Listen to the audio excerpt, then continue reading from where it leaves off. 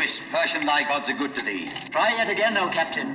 Double or quits? No more, and not in the vein.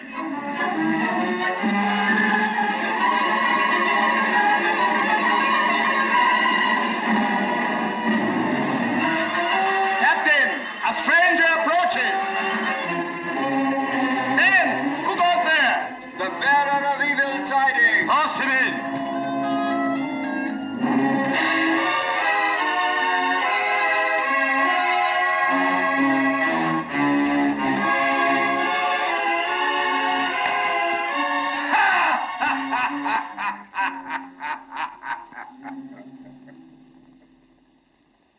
Who art thou that laughest in the house of Cleopatra the queen, and in the teeth of Belzanor, the captain of her guard? I am Belafris, descended from the gods.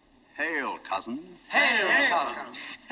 All the queen's guards are descended from the gods, save myself. I am a Persian, descended from many a king. Hail, cousins. Hail, mortal. You have been in battle, Belafris, and you are a soldier among soldiers. You will not let the queen's women have the first of your tidings. I have no tidings, except that we shall all have our throats cut presently.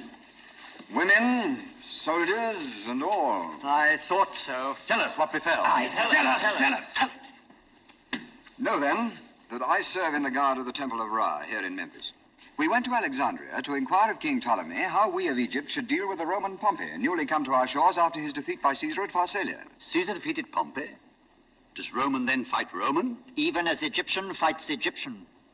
What did you learn from the queen's brother Ptolemy, the pretender? We learnt that Caesar is coming also in hot pursuit of his foe, and that Ptolemy has slain Pompey. Nay, more, we found that Caesar is already come, for we had not made half a day's journey on our way back when we came upon a city rabble flying from his legions. And ye, the temple guard, did ye not withstand these legions? What men could, that we did. But this Caesar throws a legion at you where you are weakest, as he throws a stone from a catapult. And that legion is as a man with one head, 1,000 arms, and no religion. I have fought against them, and I know. Were you frightened, cousin? No, cousin, but I was beaten. Could ye not die? There was no time. All was over in a moment. But now I am come to warn you that you must open your gates to Caesar, for his advance guard is scarce an hour behind me, and there is not an Egyptian warrior left standing between you and his legion. Warlord! Lead him to the door, quick! Now this news will run through the palace like fire through stubble. What should we do to save the women from the Romans? Why not kill them? Because we should have to pay blood money. Better let the Romans kill them. It's cheaper. Oh, subtle one, oh, serpent. But your queen. True, we must carry off Cleopatra. I will take her on the crupper of my horse. What's about the law? The sacred white cat has been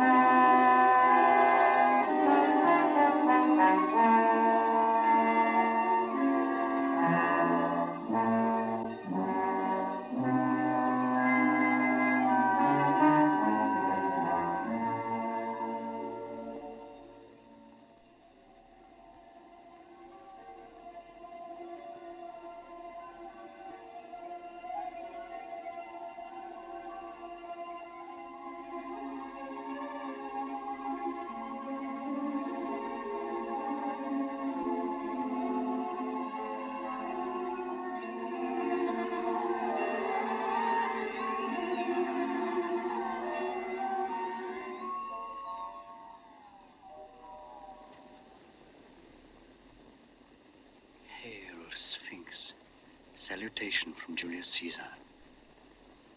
I have wandered in many lands, seeking the lost region from which my birth into this world exiled me. and the company of creatures such as I myself. I found flocks and pastures, men and cities, but no other Caesar. No heir native to me, no man kindred to me, none who can do my day's deed or think my night's thought. In the little world yonder, Sphinx, my place is as high as yours in this great desert. Only I wander, and you sit still. I conquer, and you endure. I work and wonder. You watch and wait. Sphinx, you and I, strangers to the race of men, are no strangers to one another. Have I not been conscious of you and of this place since I was born? Rome is a madman's dream. This is my reality. My way hither was the way of destiny. For I am he of whose genius you are the symbol. Part brute, part woman, and part God. Nothing of man in me at all. Have I read your riddle, Sphinx? Old gentleman. Immortal gods. Old gentleman, don't run away. Old gentlemen, don't run away. This to Julius Caesar. Oh, gentlemen.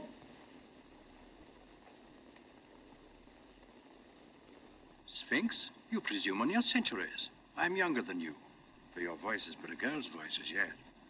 Climb up here, quickly, or the Romans will come and eat you.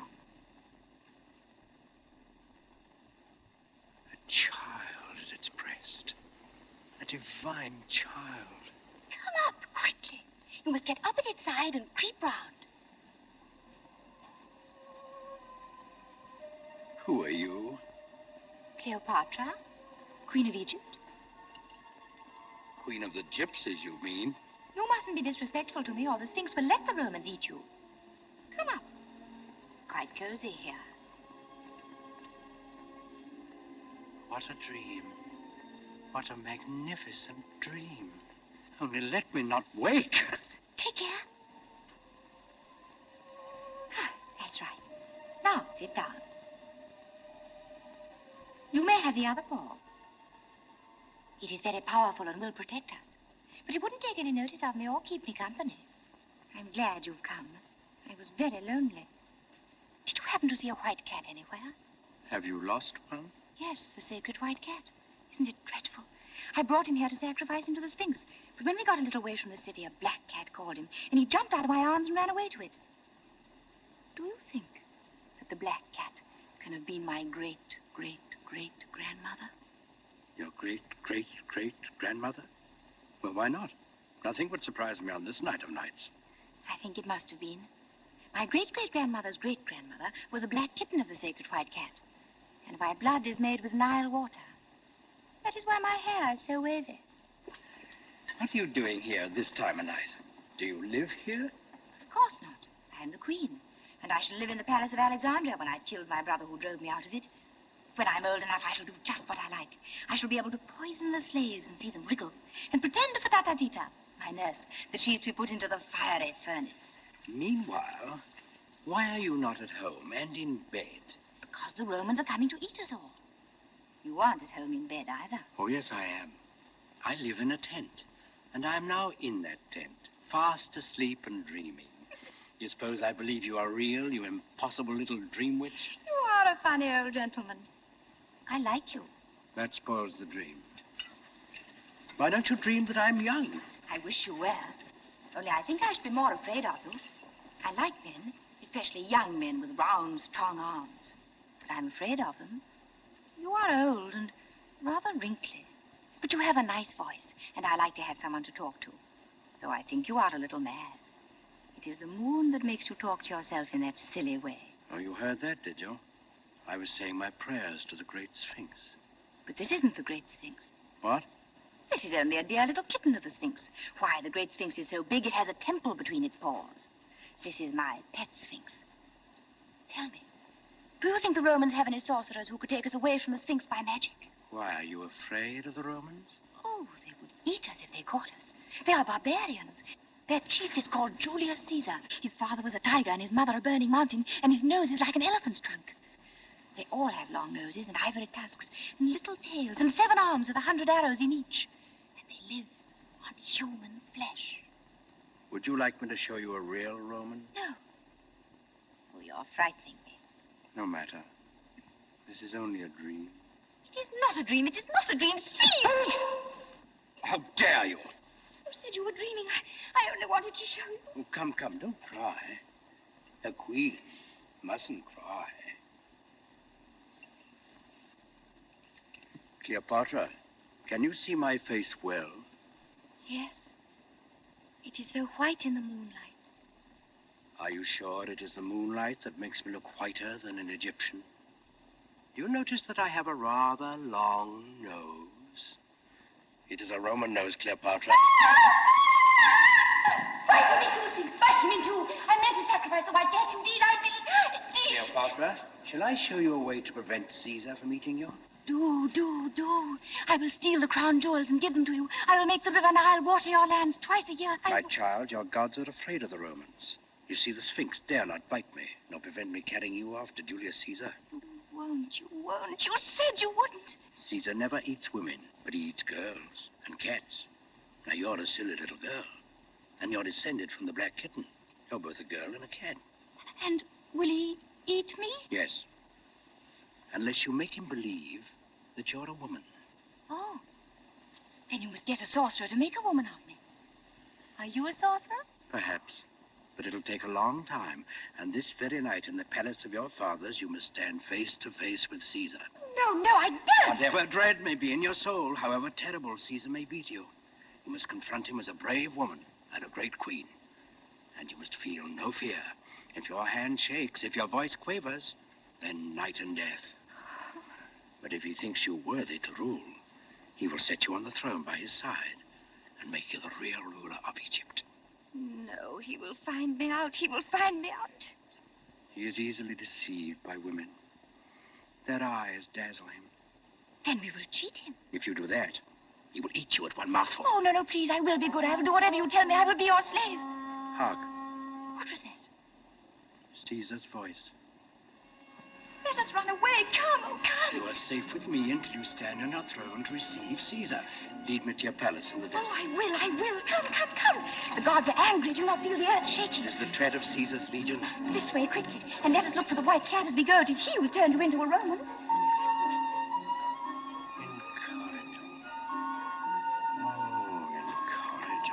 Oh, incorrigible. Come.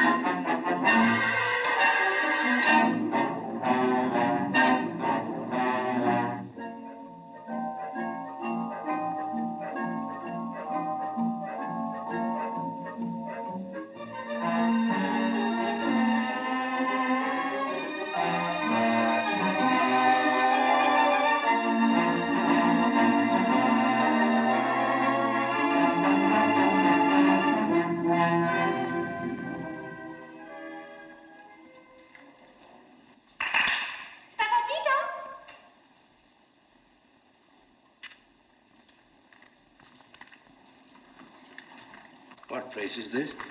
This is where I sit when I'm allowed to wear my crown and robes. Ta-ta-tita!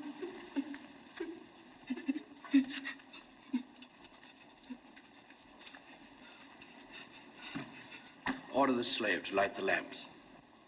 Do you think I may? Of course. You're the queen. Go on. Light all the lamps.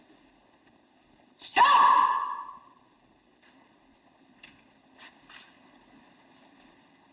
Who is this you have with you?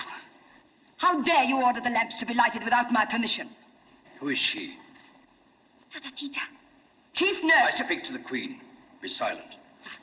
Is this how your servants know their place? Send her away. Do as the queen has bidden. You are the queen. Send her away. Ta-ta-tita, dear. You must go away. Just for a little. You're not commanding her to go. You're begging her. You're no queen. You'll be eaten. Farewell. No. Don't leave me. Roman does not stay with queens who are afraid of their slaves. I am not afraid. Indeed, I am not afraid. We shall see who is afraid here. Cleopatra. On your knees, woman. Am I also a child that you dare trifle with me? Slave? Can you cut off a head?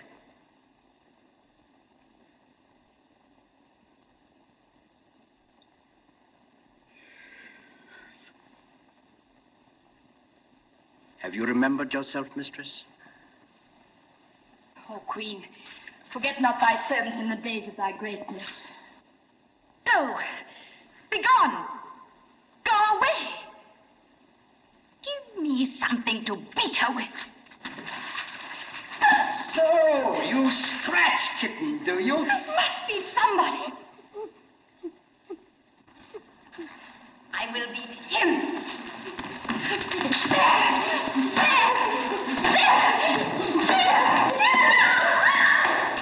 I am a queen at last. A real queen.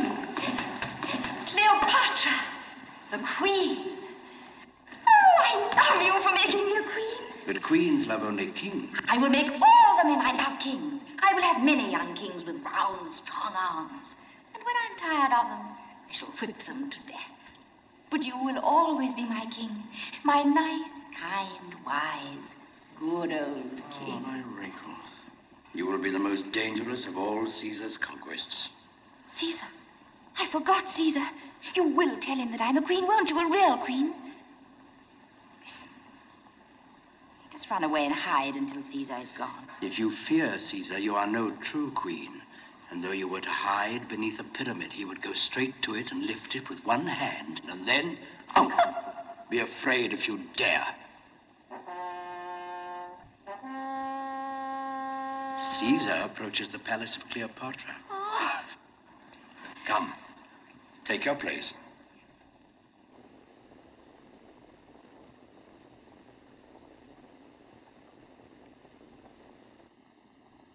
Oh there, Tita Tota. How'd you call your slaves? Clap your hands.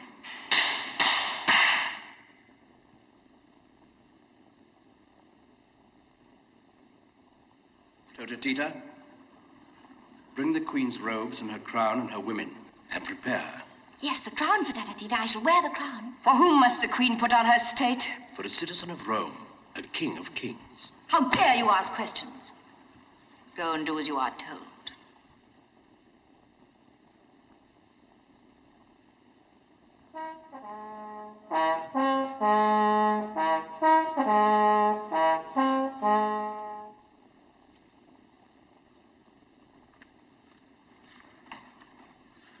Of all the queen's women, these two alone are left. The rest have fled. Two are enough. Or Caesar generally has to dress himself. The Queen of Egypt is not a Roman barbarian. Be brave, my nursling. Hold up your head before this stranger. Are you trembling? No, You must tell Caesar that I am the queen. He will not ask me. He will know Cleopatra by her pride, her courage, her majesty, and her beauty.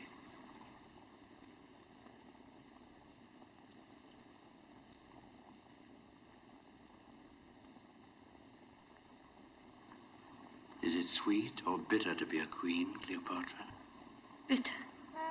Cast out fear, and you will conquer Caesar. Sentinels! Fly! Fly! Fly! The Romans are in the courtyard! The Romans are in the courtyard!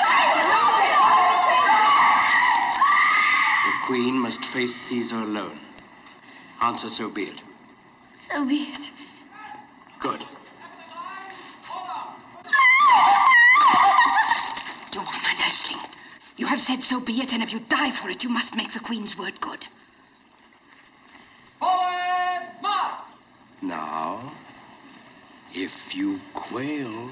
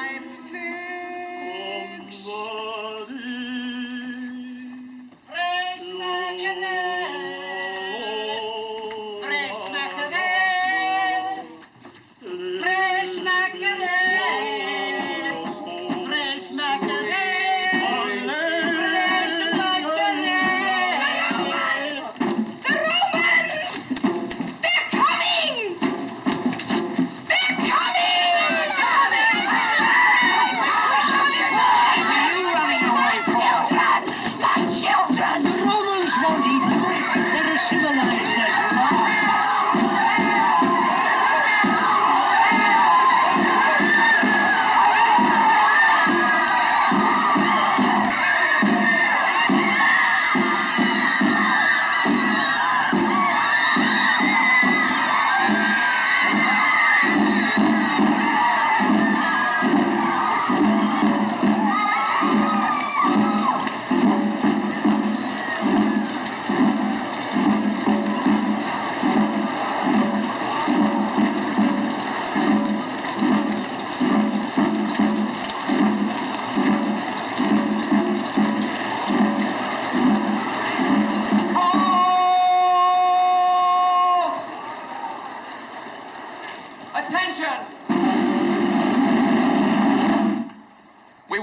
For our second-in-command, Rufio. This city is Alexandria. Remember that. Alexandria, the capital of Egypt. You've got to behave yourselves here. Be stiffish with the men, but you may fraternize with the women. Silence! Silence, I tell you! That is Rufio. Attention! Half turn left. Half turn left.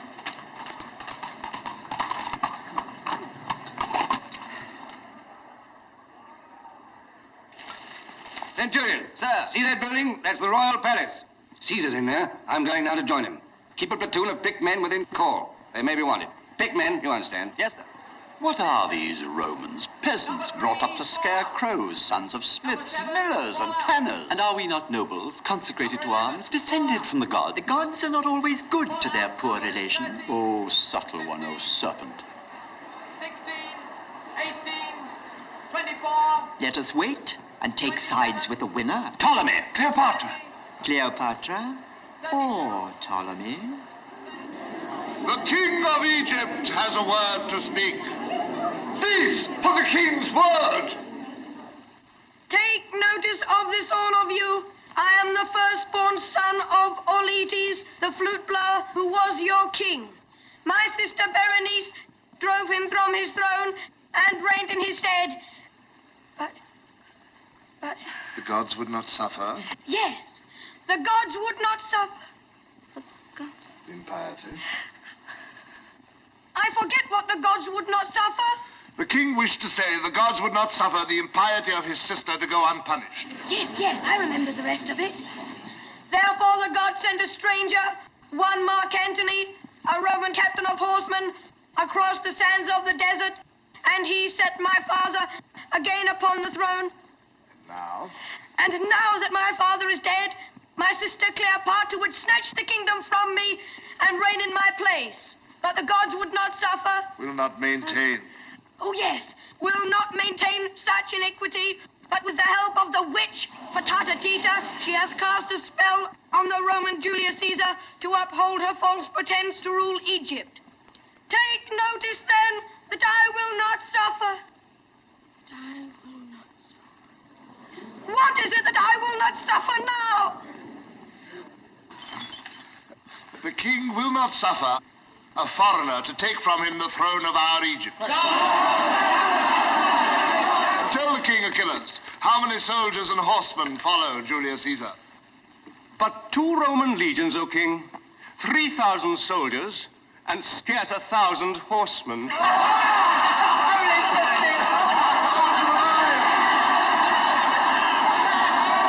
Peace, ho! Caesar approaches.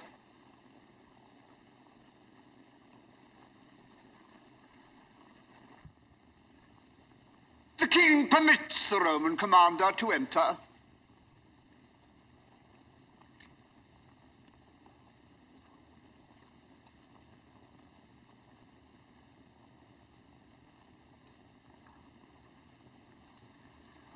Which is the king, the man or the boy? I am Pothinus, the guardian of my lord, the king. So you're the king. Dull work at your age. Eh? Your servant, Pothinus. And this gentleman? Achilles, the king's general. Ah, a general. I am a general myself, but I began too old. Health and many victories, Achilles. As the gods will, Caesar. And you, sir, are... Theodotus, the king's tutor. So, you teach men how to be kings, Theodotus. That is very clever of you. And, this place? The council chamber of the chancellors of the king's treasury, Caesar. That reminds me. I want some money. The king's treasury is poor, Caesar. Yes, I noticed there is but one chair in it. Bring a chair there, some of you, for Caesar. Caesar? Oh, no, my boy. That is your chair of state. Sit down. Sit down.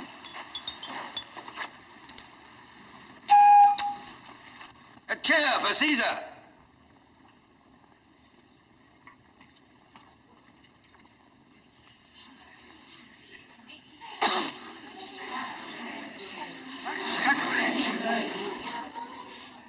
Sit on that, Caesar.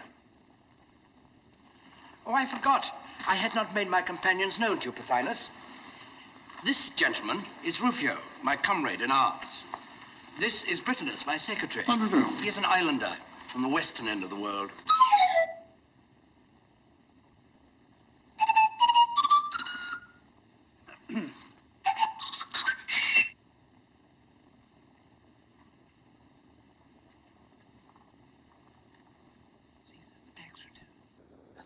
As you predicted. Now, Pothinus, to business. I want 16,000 talents. Impossible. There is not so much money in the king's treasury. The royal taxes have not been collected for a whole year. Oh, yes, they have, Pothinus. My officers have been collecting them all morning. Is it possible that Caesar, the conqueror of the world, can find time to occupy himself with such a trifle as our taxes? My friend, taxes are the chief business of a conqueror of the world. You must pay, Pothinus, but in return for your bounty, I will settle this dispute about the throne for you, if you will. You say the matter has been at issue for a year. May I have 10 minutes at it? And you will do as you please, doubtless. Good. But first, let us have Cleopatra here. Cleopatra, she is not in Alexandria. I think she is. Call Tota Tita. Oh, there, Tita Tota! Who pronounces the name of Tatatita, the queen's chief nurse? No one can pronounce it Tota, except yourself. Where's your mistress? Will the queen favor us with her presence for a moment? Am I to behave like a queen? Yes. You may go, Tatatita.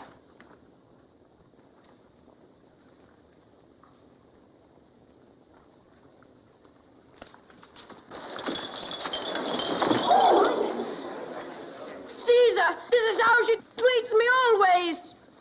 If I am king, why is she allowed to take everything from me? You are not to be king, you little crybaby. You are to be eaten by the Romans. Come here, my boy, and stand by me.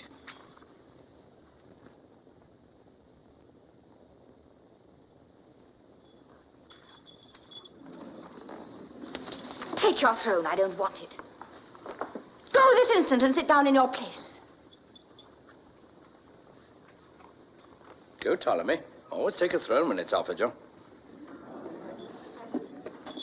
Now, Pothinus. Aren't you going to speak to me? Be quiet. Open your mouth again before I give you leave, and you shall be eaten. I am not afraid. A queen must not be afraid. Eat my husband there if you like. He's afraid. Your husband? What do you mean? That little thing. Husband. Caesar, you're a stranger here and do not know our laws. The kings and queens of Egypt may not marry except with their own royal blood. Ptolemy and Cleopatra are born king and consort, just as they're born brother and sister. Caesar, this is not proper. Not proper? I say it is a scandal. Scandal or not, my friend. It opens the gates of peace. Hear then what I propose. Hear, Caesar, there. Ptolemy and Cleopatra shall reign jointly in Egypt. Monstrous! Peace with honor, Pothinus? What conceit! A Roman trick! No! We will not have it! No!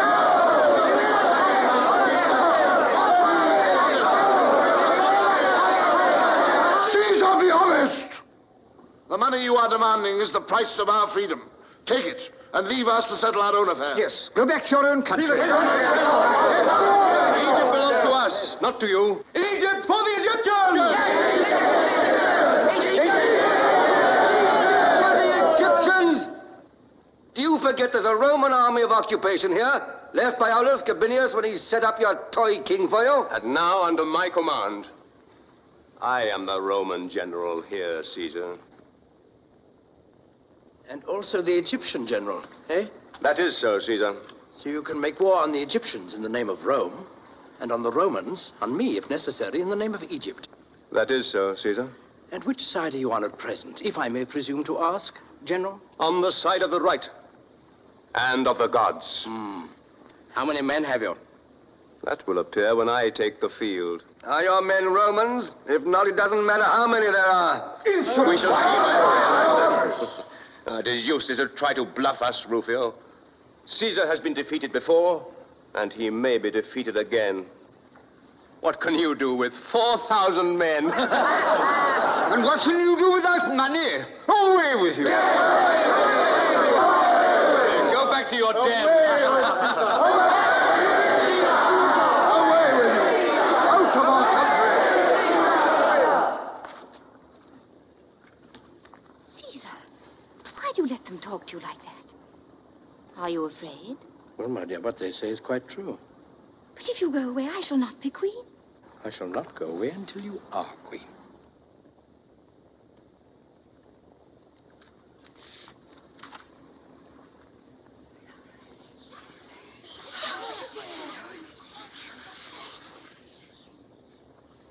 Achilles, if you are not a fool, you will take that girl while she is under your hand. Why not take Caesar as well, Achilles? Well said, Rufio. Why not? Try it, Achilles. Try it. Yes, take Caesar and hold it.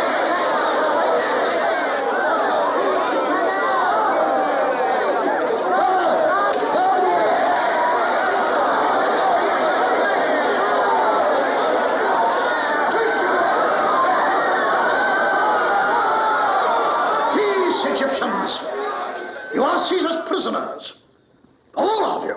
Oh, no, by no means. Caesar's guests, gentlemen. Caesar's guests. Won't you cut their heads off? Well, cut off your brother's head? Why not?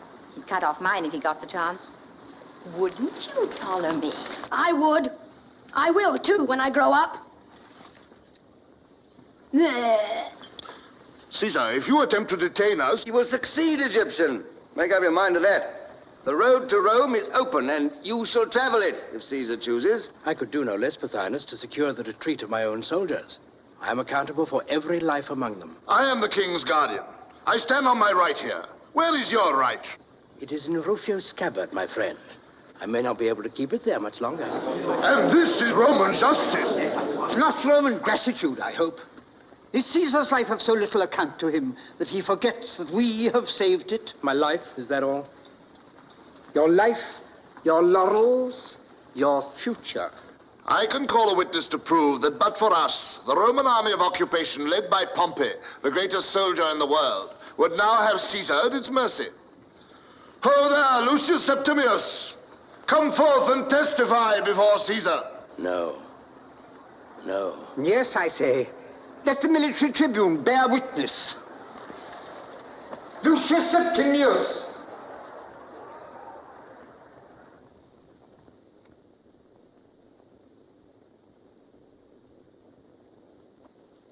Bear witness, Lucius Septimius.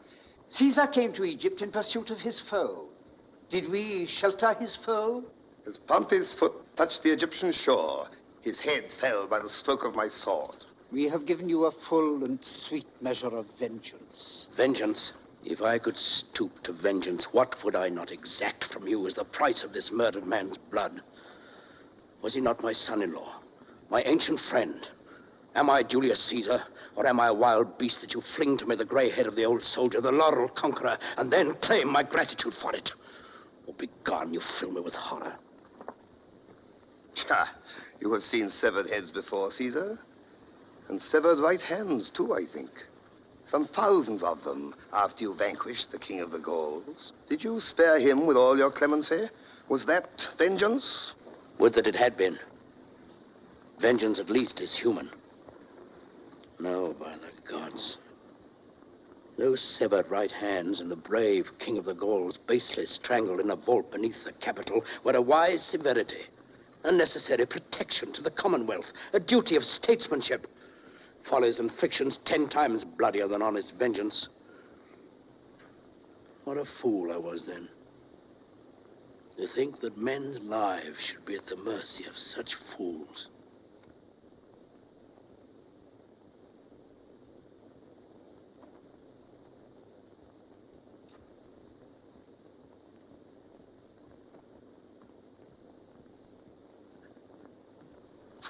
Lucius Septimius, pardon me. Why should the slayer of the king of the Gauls rebuke the slayer of Pompey? You are free to go, all here in this palace. Free? Achilles, his army, renegades and all? Free, Rufio. Lucius Septimius, you're free to go with the rest. Or stay if you will, and I'll find a place for you in my service. The odds are against you, Caesar. I go.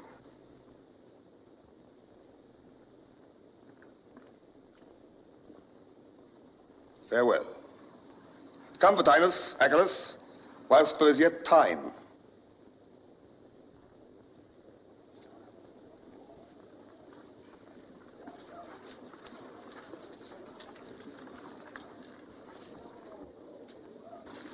Do you suppose he'd let us go if he had our heads in his hands? Caesar, this is not good sense. Your duty to Rome demands that her enemies should be prevented from doing further mischief. It's no use talking to him, Britannicus. You may save your breath to cool your porridge.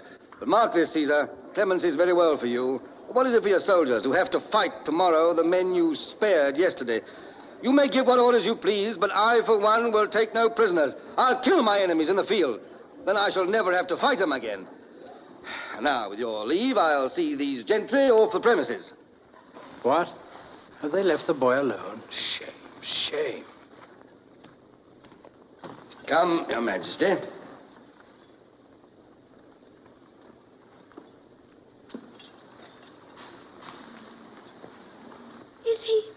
Is he turning me out of my palace?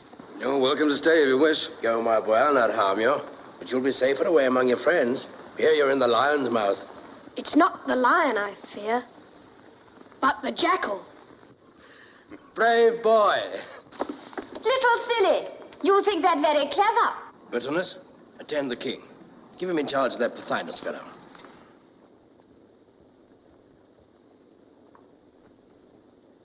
And this piece of goods. What's to be done with her? However, I suppose I may leave that to you.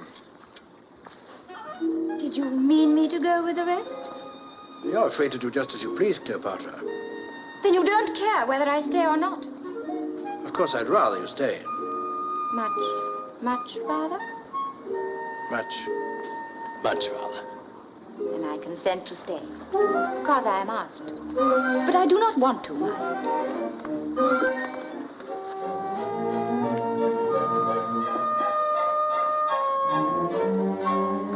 That is quite understood. Tota-tita! My name is not Tota-tita. It is Tata-tita. Well, Tata-fita will forgive the erring tongue of a Roman. Tota, the queen will hold state here in Alexandria, engage women to attend upon her, and do all that is needful. Am I then the mistress of the queen's household? No. I am mistress of the queen's household. Go and do as you are told, or I will have you thrown into the Nile this very afternoon to poison the poor crocodiles. Oh, no, no, no. Oh, yes. You are very sentimental, Caesar. But you are clever. And if you do as I tell you, you will soon learn how to govern.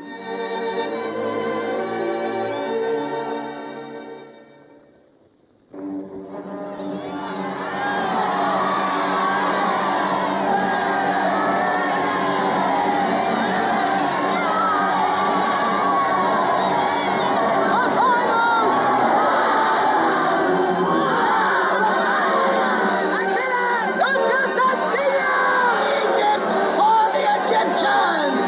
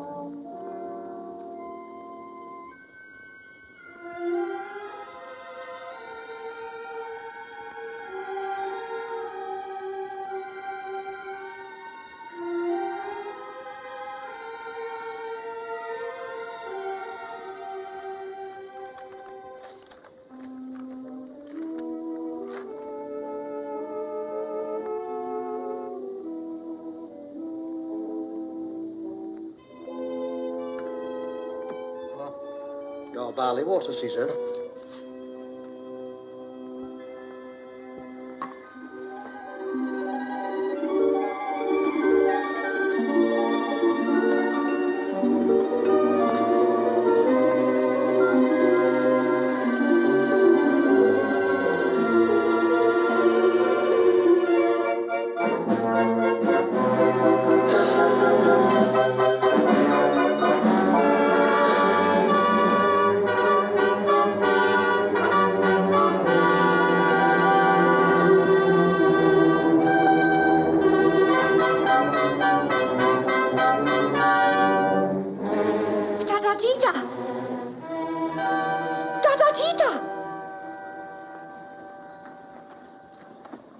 Get up, child. You must be bathed this morning. No. I had my month's bath the day before yesterday. In future, you must have a bath every day. No, I should die of it. You must. Your life is changed. You are still my child, but to all others, you are now a grown woman and a queen. Yes, I am a queen. Tata, what will Caesar do with me? Ask rather what you will do with him. Oh, my child, you have charmed him. You are safe. You are powerful. I will guide you until you learn how to guide yourself. Fear nothing. Who could fear Caesar? He is not great and terrible. He's only an elderly gentleman, rather sad-looking and wrinkled, but very kind. He is a magician. And magicians can change their shapes as they please. Everything about him is magical. He would not sleep in the golden chamber, but made his soldiers bring a bare stretcher from the camp and put it in his study. Even then he did not sleep in it, but sat up working like a slave all night. Yet everyone obeys him as if he were a god. I think he is a god in disguise, for he has changed your nature, has he not? Oh, yes, he has. That is true. Tata, before he came, I was afraid of you more than anyone else on earth. And now, I'm not afraid of you at all. Tell me, what must I do to begin with now that I'm really a queen? You must begin by having a bath every day. Come, child, and get it over. You will soon get used to it and love it. Never. It is too dreadful. Oh, well, if I must be washed again so soon for Tata, it must be a scented bath. Have you scented it? No, Caesar hates perfumes. And if you redden your lips, he will not kiss you. Come on.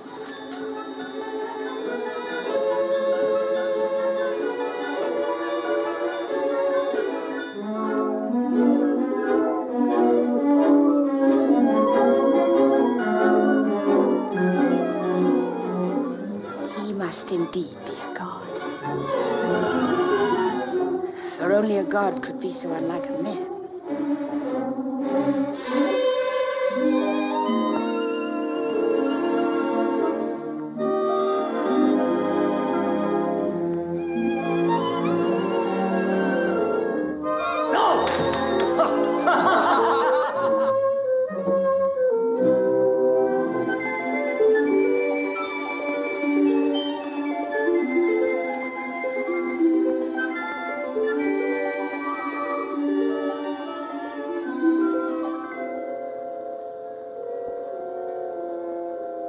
Cleopatra, I really think I must eat you after all. You mustn't talk to me now as if I were a child. You have been growing up since the Sphinx introduced us that night. I think you know more than I do already. No, that would be very silly of me. Of course I know that, but are you angry with me? No. Then why are you so thoughtful? I have work to do. Work? What nonsense. You must remember you are a king now. I've made you one. Kings don't work. And who told you that, little kitten, eh? My father was king of Egypt, and he never worked. Well, he lost his throne. And how did he get it back again? I will tell you. A beautiful young man with strong, round arms came over the desert with many horsemen and gave my father back his throne. I was only 12 then. Oh, I wish he would come again now that I am a queen. I would make him my husband. It might be managed, perhaps. For it was I who sent that beautiful young man to help your father. You know him? Has he come with you? Oh, I wish he had. I wish he had.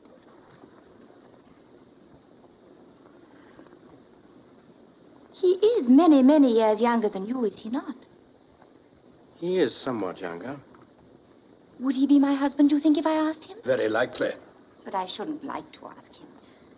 Could you not persuade him to ask me without knowing that I wanted him to? My poor child. Why do you say that as if you were sorry for me? Does he love anyone else? I'm afraid so. Then I shall not be his first love. Not quite the first. He is greatly admired by women. Oh, I wish I could be the first. But if he loves me, I will make him kill all the rest. Tell me, is he still beautiful? Do his round, strong arms shine in the sun like marble? He is in excellent condition, considering how much he eats and drinks. Oh! You mustn't say common earthly things about him. I love him. He is a god. What is his name? His name is Mark Antony. Mark Antony. Mark Antony. Mark Antony. What a beautiful name. Oh, I love you for sending him to help my father. You must run away for a little and send my secretary to... No. I want to stay and hear you talk about Mark Antony. But if I don't get to work, Pothinus and the rest of them will cut us off from the harbor, and then the road to Rome will be blocked. No matter. I don't want you to go back to Rome.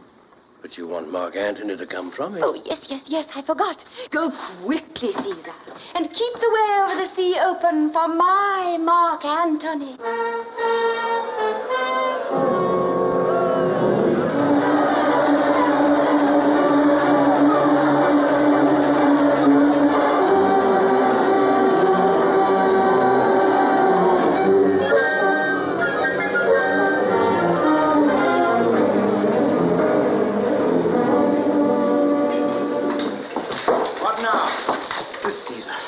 Two of my comrades killed in the marketplace. Why? There's an army come to Alexandria, calling itself the Roman army. The Roman army of occupation. Commanded by one Achilles. Well? The citizens rose against us when the army entered the gates. They set upon us. I cut my way out. Good, I'm glad to see you alive. Rufio, we're besieged. What, already? Caesar! Yes, I know. Comrade, give the word to turn out on the beach and stand with the boats. Get your wound attended to. Britain, let's go with him. Rufio? We have some ships in the West Harbor. Burn them. Burn them? Take every boat we have in the East Harbor and seize the Pharos, that island with the lighthouse. Leave half our men behind to hold the beach and the quay outside this palace. That's the way home to Rome. For the rest, Egypt for the Egyptians. Well, you know best, I suppose. That all? That's all. Those ships burnt yet? Be easy, I shall waste no time. Caesar, Pothinus demands speech with you. Where is he? Waits in the council chamber. In my opinion, he needs a lesson. His manner is most insolent.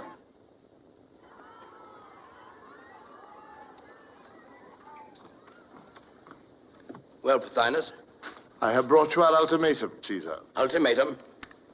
The door was open. You should have gone out through it before you declared war. You're my prisoner now. Aye, your prisoner.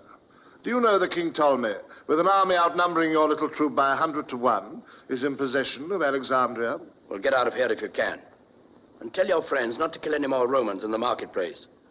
Otherwise, my soldiers, who do not share my celebrated clemency, will probably kill you. Pass the word to the guard. Pothinus is now prisoner. Bitterness, fetch my armor.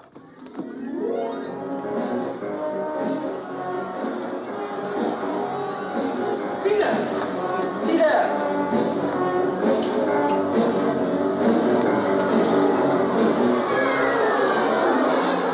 What? The ship's ablaze already? Impossible. It's not my doing. The Egyptians have saved me the trouble. They've captured the West Harbor. In the East Harbor, the lighthouse, Rufio.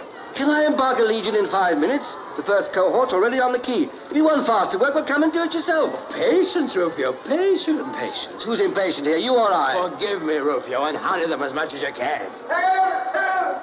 Help! Help! Woe, alas! Woe, alas! Help! Woe! Woe! Woe! Woe! Help! Help! Help! Who is slain? Slain, worse than the death of 10,000 men. Loss irreparable to mankind. What's happened, man? The fire has spread from your ships.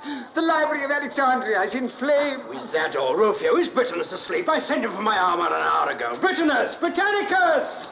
Britannicus! Caesar, will you go down to posterity as a barbarous soldier, too ignorant to know the value of books? Oh, Theodotus, I'm an author myself. Good.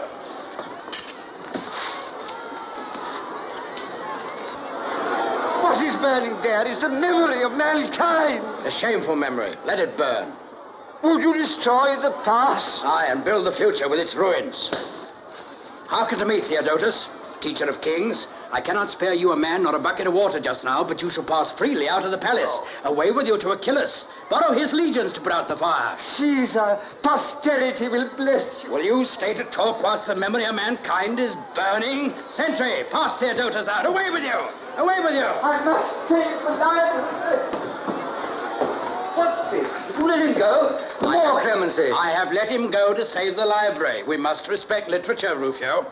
Folly on folly's head. Besides, every Egyptian we imprison means imprisoning 2 good Roman soldiers to guard him, eh? I might have known there was some fox's trick behind your fine talking. All ready there! All ready! We wait for Caesar! Tell him Caesar's coming, the rogues! Oh, Caesar's guard there! Push off! All except the longboat. Stand by it to embark.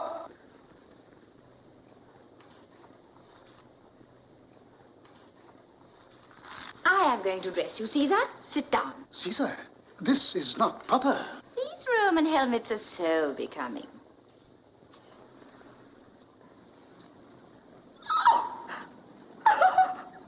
What are you laughing at? You're bald! Cleopatra. So that's why you wear the wreath. To hide it. Peace, Egyptian. They are the bays of the conqueror. Peace thou, islander. Oh. You should rub your head with strong spirits of sugar, Caesar. That will make it grow.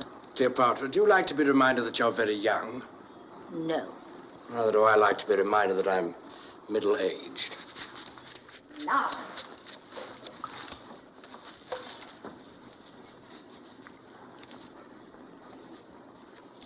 Oh, how nice. You look only about 50 in it. You mustn't speak in that manner to Caesar. Is it true that when Caesar caught you on that island, you were painted all over blue? Blue is the color worn by all Britons of good standing. In war, we stain our bodies blue, so that though our enemies may strip us of our clothes and our lives, they cannot strip us of our respectability. Let me hang this on.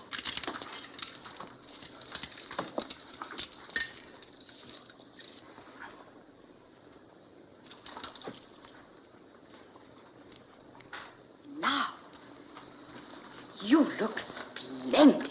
Now, Caesar. Have you done talking? The longboat awaits you. The others race to the lighthouse. Is this well set today, Britannicus? At Pharsalia, it was as blunt as a barrel hoop. It'll split one of the Egyptians' hairs today, Caesar. I've said it myself. Oh, you're not really going into battle to be killed. No, Cleopatra. No man goes into battle to be killed. Oh, but they do get killed. My sister's husband was killed in battle. You mustn't go.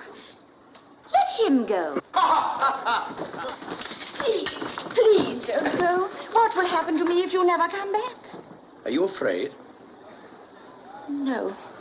Come to the balcony and you shall see us take the Pharos. You must learn to look on battles. Then take me with you. Let me come with you to the fair. No, no, my child. You must stay here till I return. That is well. Now, Rufio, march. Oh! You won't be able to go. Why, what now? They're drying up the harbor with buckets. A multitude of soldiers over there. They're dipping up the water. This is your accursed clemency, Caesar. Theodotus has brought them. I meant him to, Rufio. They've come to put out the fire. The library will keep them busy whilst we seize the lighthouse, eh? More foxing.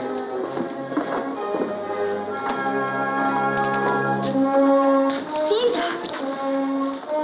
Cleopatra, if all goes well, I shall be back this evening.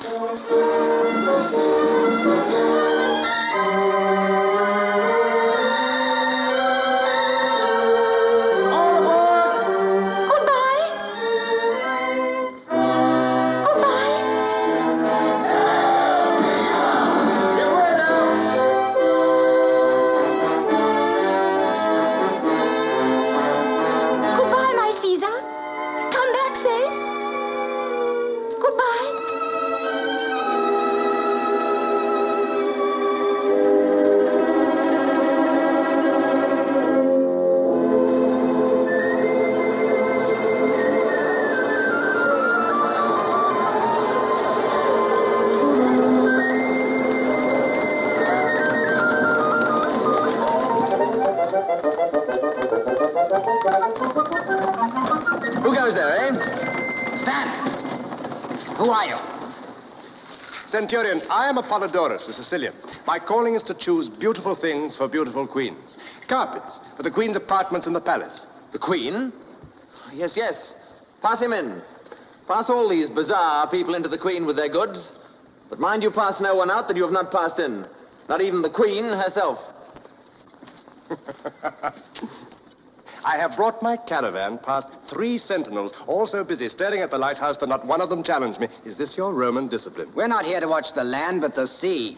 Who's this piece of Egyptian crockery?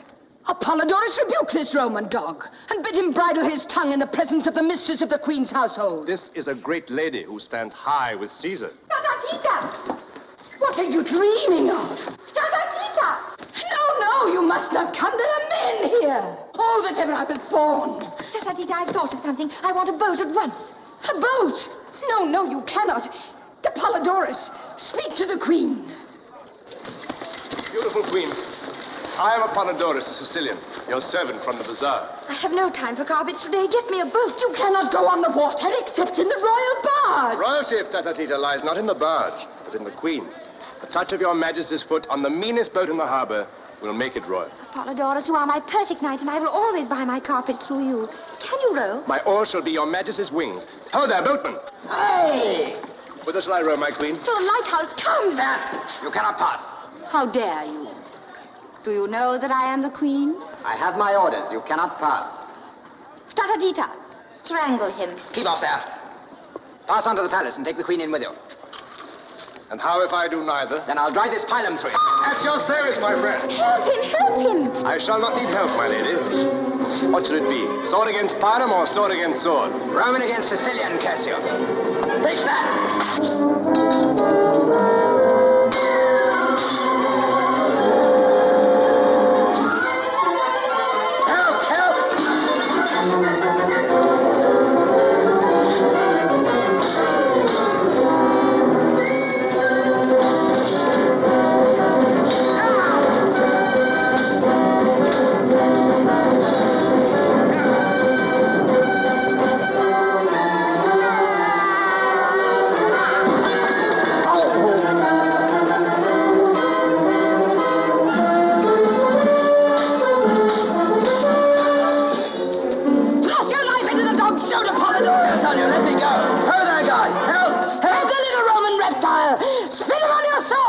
What is this? Make your report, soldier. This old woman's dangerous. She's as strong as 3 men. Centurion, he would have slain the queen. So I would sooner than let her pass. Cleopatra, I am loath to offend you, but without Caesar's express orders, I dare not let you pass beyond the Roman lines. You must withdraw into the palace and examine your carpets there. I will not. I am the queen. Caesar doesn't speak to me as you do. Have Caesar's centurions changed manners with his scullions? I do my duty. That is enough for me. Majesty, when a stupid man is doing something he is ashamed of, he always declares it his duty. As for you, Apollodorus, you may thank the gods you are not nailed to the palace door with a pylon for your meddling. Is this woman your wife? Jupiter, no! Not that the lady is not a very striking figure in her own way, but she is not my wife. Roman, I am Tatatita, the mistress... Keep your hands off my men, mistress, or I'll have you pitched into the harbor though you were as strong as 10 men. We shall see whom Isis loves best. Her servant Tatatita or a dog of a Roman. 2 more men to this post here. See that no one leaves the palace but this man and his merchandise. If he draws his sword again, kill him.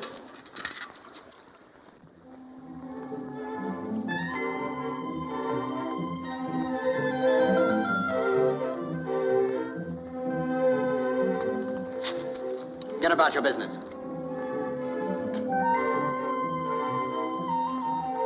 You ought to know better. Off with you.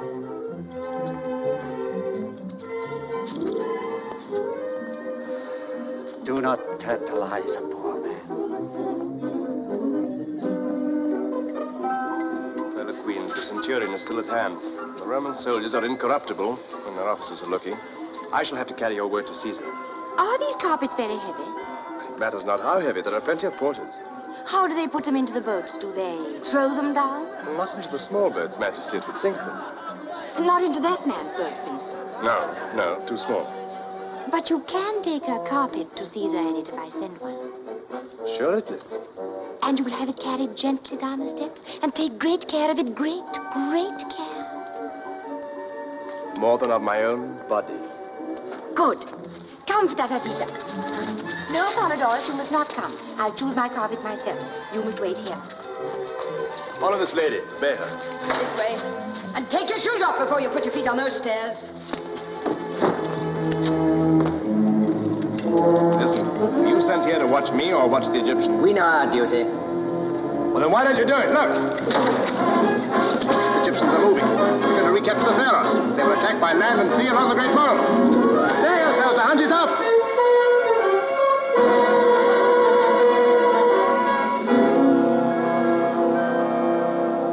Send Julian. Reinforce the platoons on the mole. Yes, sir.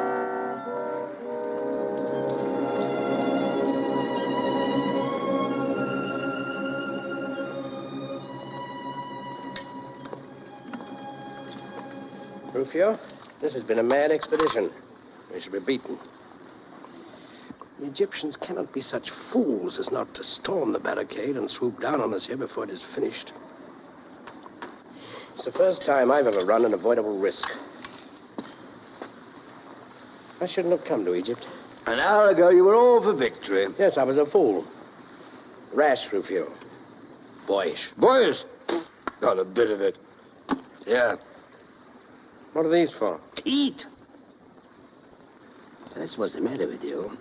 When a man comes to your age, he runs down before the midday meal. Want to eat and drink.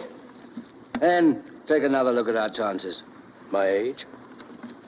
Yes, I'm an old man. Worn out now. Quite true, Rufio. Now, Achilles is still in his prime. Ptolemy is a boy. Well, every dog has his day. I've had mine. I cannot complain. These dates aren't bad, Rufio. That's my old Caesar. It's a great war. Now we've got rid of the women.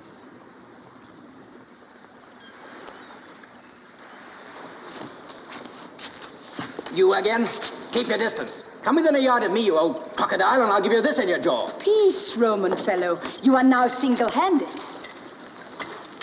Apollodorus, this carpet is Cleopatra's present to Caesar. It has rolled up in it 10 precious goblets of the thinnest Iberian crystal and 100 eggs of the sacred blue pigeon. On your honor, let not one of them be broken. On my head be it. Lay it carefully into the boat. Those eggs of which the lady speaks must weigh more than a pound apiece. This boat is much too small for such a load. Yes, yes, Lord! Ah, thou injurious porter. Oh, thou unnatural son of a she-camel. My boat can carry 5 men. Shall it not carry your lordship and a bale of pigeons' eggs? Oh, thou mangy dromedary. The gods shall punish thee for this envious wickedness. I cannot quit this vale now to beat thee, but another day I will lie in wait for thee. Peace there, all of you! In the name of the gods, Apollodorus, run no risks with that veil. Fear not, thou venerable grotesque. I guess its great worth. Into the boat with it gently, my sons, my children. Gently, dogs! So, 'tis well. Do not step on it! Do not step on it! Be not excited, mistress. All is well. Oh, thou brute beast, thou hast given my heart a turn. Here. You hungry ones? Robber of the poor. It's not enough! Oh, bounteous prince. Oh, Lord of the Bazaar! Oh, favored of the gods! Oh, father to all porters of the market. Farewell, Perdita. I shall be at the lighthouse before the Egyptians. The gods speed thee. Farewell, valiant pilum pitcher. My heart, spread out thy wings, spread out thy wings, shake off thy heavy load of love.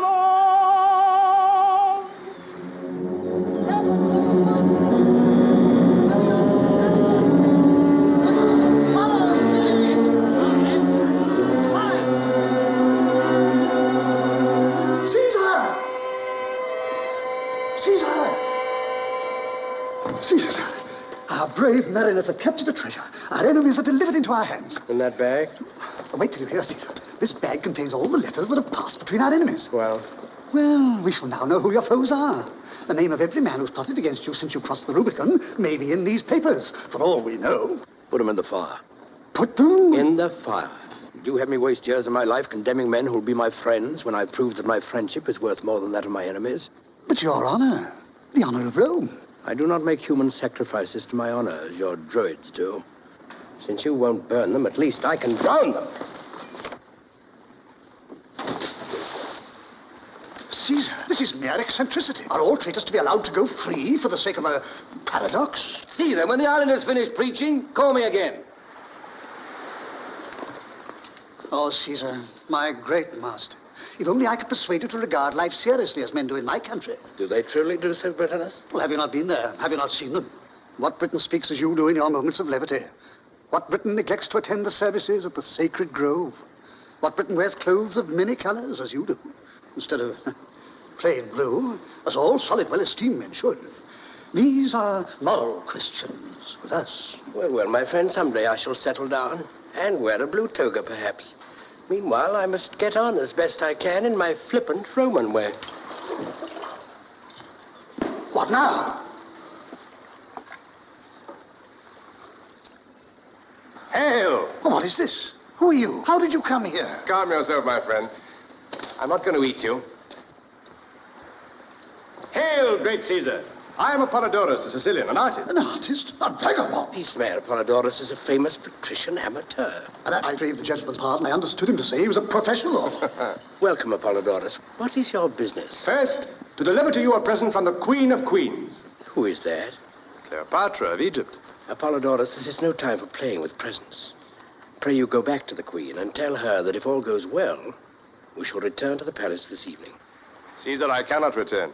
As I approached the lighthouse, some fool threw a great leathern bag into the sea. It broke the nose of my boat. I had hardly time to get to the shore before my poor little cockle shell sank. I am sorry, Apollodorus. The fool shall be rebuked.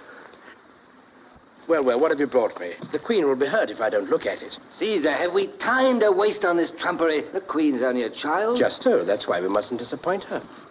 Caesar, it's a Persian carpet, a beauty. And in it are, so I'm told, pigeons' eggs and crystal goblets and fragile precious things. I dare not from my head have it carried up that narrow ladder from the causeway. Swing it up by the crane, then. The crane? Oh, Caesar, I have sworn to tender this bale of carpet as I tender my own life. Then let them swing you up at the same time. If the chain breaks, you and the pigeon's eggs will perish together. Is Caesar serious? His manner is frivolous. It's because he's an Italian, but he means what he says. Serious or not, he spake well. Give me a squad of soldiers to work the crane. No, it's worked by an elderly Tyrian and his son. A well-conducted youth of 14. What? An old man and a boy work that? 20 men, you mean? No, 2 only, I assure you. They have counterweights and a machine with boiling water, which I don't understand. So it isn't a British design. Leave the crane to me. Go and await the descent of the chain. Good. You will see me presently there, rising like the sun with my treasure. You really going to wait here for this foolery, Caesar? Why not? The Egyptians will let you know why not if they've got enough sense to make a rush before our barricade's finished. And here we are, waiting like children to see a carpet full of pigeons' eggs. Fear not, my son Rufio. When the first Egyptian takes his first step along the mole, the alarm will sound. And we too will reach the barricade before the Egyptians. We too, Rufio. I, an old man, and you, his biggest boy. And the old man will get there first. I wish I had some more of those dates.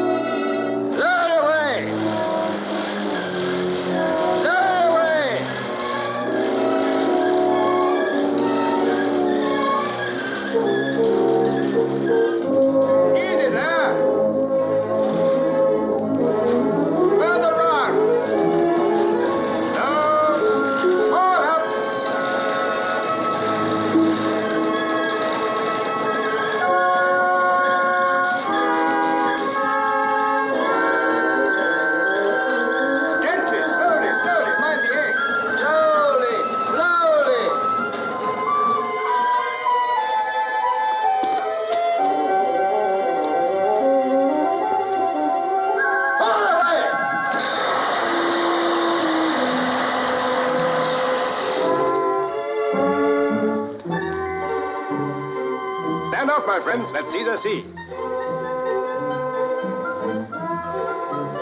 Nothing but a heap of shawls. Where are the pigeons' eggs? Approach Caesar and search for them in the shawls. Treachery. Stand back, Caesar. I saw the shawls move. There's something alive in there. Oh, it's a serpent. There, Caesar thrust his hand in where the serpent moves. Treacherous dog. Please put up your swords. Polydorus, your serpent seems to breathe very regularly. Why, this is a pretty little snake. Let's have the rest of you. Oh, I'm smothered. Oh, Caesar. A man stood on me in the boat, and then a great sack or something fell upon me out of the sky. Then the boat sank, and then I was swung up into the air and bumped down. Well, never mind. Here you are, safe and sound at last. Aye, now that she's here, what are we going to do with her? But Caesar, this is not proper. She cannot stay here without the companionship of some matron. Shocking. Aren't you glad to see me? Yes, I'm very glad. Rufio is very angry, and Britannicus is shocked. You can have their heads cut off, can't you? Wouldn't be so useful with their heads cut off as they are now, my seabird. We shall have to go away presently and cut off some of your Egyptians' heads. How you like being left here with a chance of being captured by the little brother of yours if we are beaten, huh? You mustn't leave me alone, Caesar. You will not leave me alone, will you? What? Not when the trumpet sounds and all our lives depend upon Caesar being at the barricade before the Egyptians, eh? Let them lose their lives. They are only soldiers. Cleopatra, when that trumpet sounds, we must take every man his life in his hands and throw it in the face of death. And of my soldiers who have trusted me, there's not one whose hand I shall not hold more sacred than your head. Polydorus, take her back to the palace. Am I a dolphin, Caesar, to cross the seas with young ladies on my back? My boat is sunk. Yours are either at the barricade or have returned to the city. Doesn't matter. I will not go back. Nobody cares for me. Oh, Cleopatra. You want me to be killed. My poor child, your life matters little here to anyone but yourself. Come, Rufio. Caesar, do not leave me. Caesar, we are cut off. The Egyptians have landed from the western harbor between us and the barricade. Rufio, my men of the barricade are lost. I've murdered them. Aye, that's what comes of fooling with this girl here.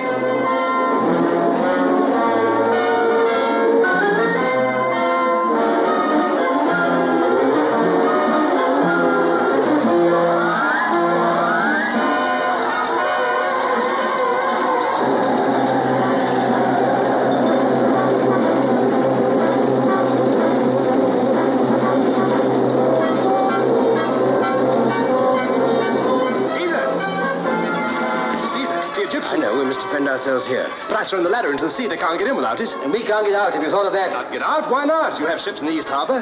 Our galleys are standing in towards us already. And pray by what road are we to walk to the galleys? A road that leads everywhere. The diamond path of the sun and the moon. How far's the nearest galley? 50 fathom. No, nearly a quarter of a mile, Apollodorus. Defend yourselves here until I send a boat from that galley. Have you wings, perhaps? Water wings, soldier!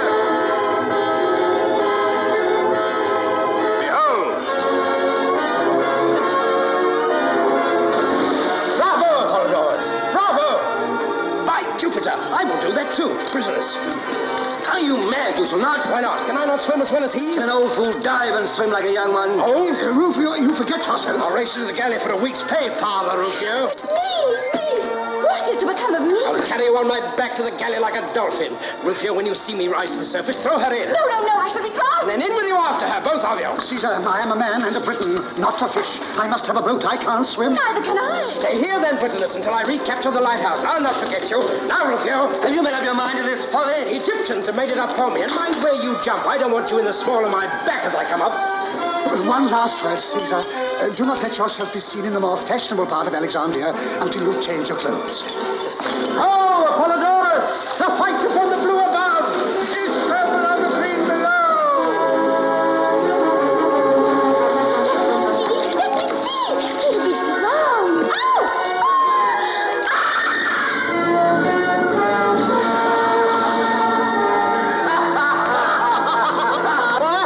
He's got her! Hold her forward, Britain! Caesar will not forget you!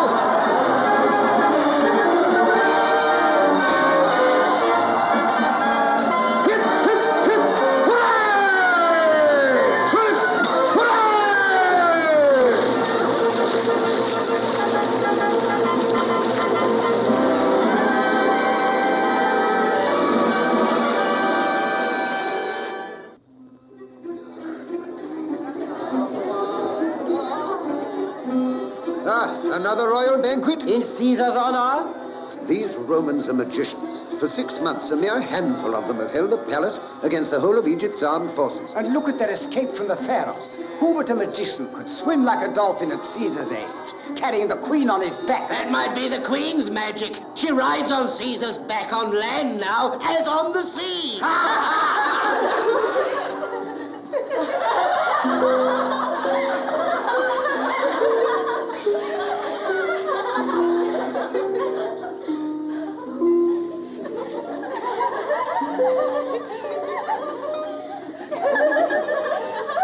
You laugh.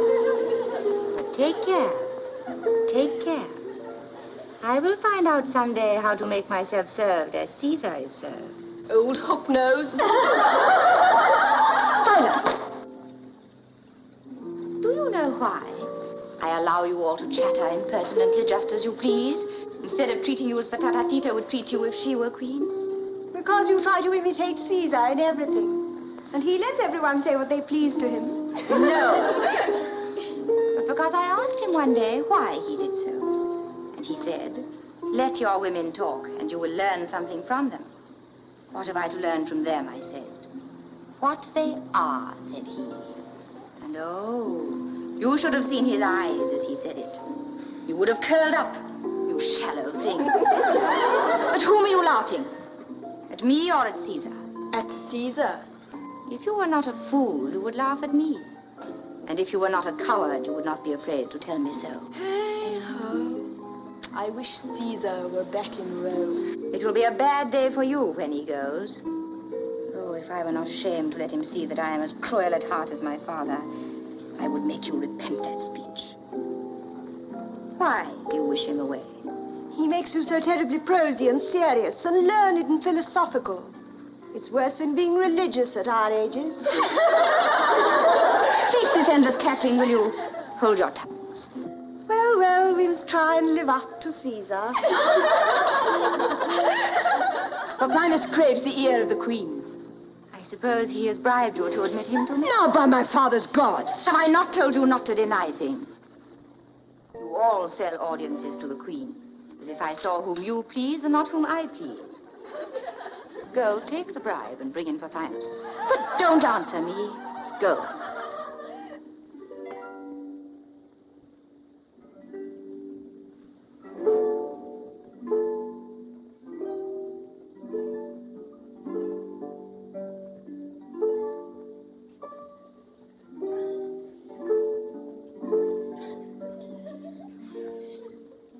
I want to learn to play the harp with my own hands.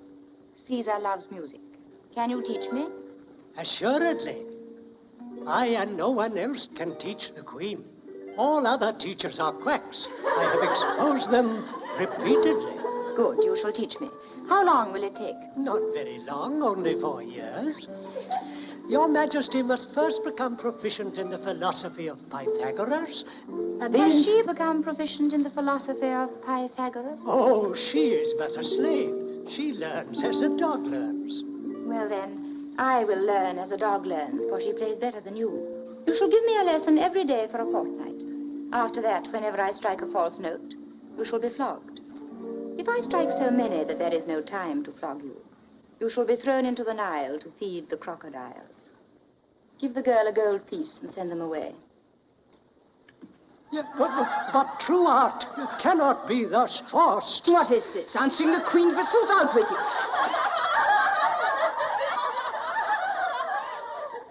Well, Pothinus, what is the latest news from your rebel friends? I am no friend of rebellion, and a prisoner does not receive news.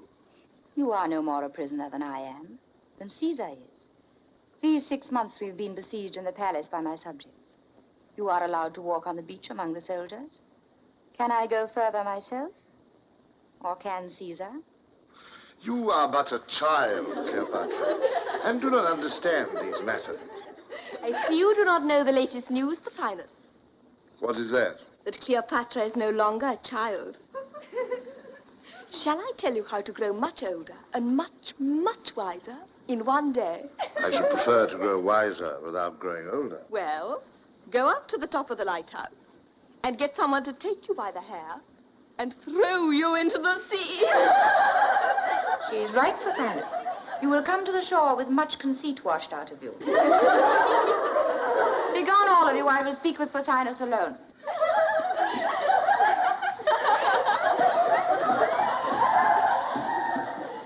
What are you waiting for? It is not meet that the queen remain alone. Must I sacrifice you to your father's gods for Tatatita to teach you that I am Queen of Egypt and not you? You are like the rest of them. You want to be what these Romans call a new woman. Now, Pothinus, why did you bribe Tatatita to bring you hither? Cleopatra, what they tell me is true. You are changed. Do you speak with Caesar every day for 6 months, and you will be changed? It is common talk that you are infatuated with this old man. Infatuated? What does that mean? Made foolish, is it not? Oh, no, I wish I were. Wish that you were made foolish? How so? When I was foolish, I did what I liked. Now that Caesar has made me wise, it is no use my liking or disliking. I do what must be done and have no time to attend to myself. This is not happiness, but it is greatness. I think if Caesar were gone, I could govern the Egyptians. Cleopatra, this may be the vanity of youth. No, no, it is not that I am so clever, but that the others are so stupid. Truly, that is the great secret. Now, tell me what you came to say. Nothing. Nothing? At least to beg for my liberty, that is all. For that you would have knelt to Caesar. No, Pothinus. You came with some plan that depended on Cleopatra being a little nursery kitten. Now that Cleopatra is a queen, your plan is upset. Is Cleopatra then indeed a queen, and no longer Caesar's prisoner and slave? Pothinus, we are all Caesar's slaves. All we in this land of Egypt, whether we will or no. And she who is wise enough to know this will reign when Caesar departs. You harp on Caesar's departure. What if I do? Does he not love you? Love me? Pothinus, Caesar loves no one. He makes friends with everyone as he does with dogs and children. His kindness to me is a wonder. Neither mother, father, nor nurse have ever taken so much care of me, or thrown open their thoughts to me so freely. But how can you be sure that he does not love you as men love women? Because I cannot make him jealous. I have tried. Perhaps I should have asked then, do you love him? Can one love a god? Besides, I love another Roman. No god, but a man. One who can love and hate, and one whom I can hurt and would hurt me. Does Caesar know this? Yes. And he is not angry? He promises to send him to Egypt to please me. I do not understand this man. You understand Caesar. How could you? I do, by instinct. Your Majesty caused me to be admitted today. What message has the Queen for me? This. You think that by making my brother king, you will rule Egypt, because you are his guardian and he is a little silly. The Queen is pleased to say so. The Queen is pleased to say this also. Caesar will eat up you, and Achilles, and my brother, as a cat eats up mice.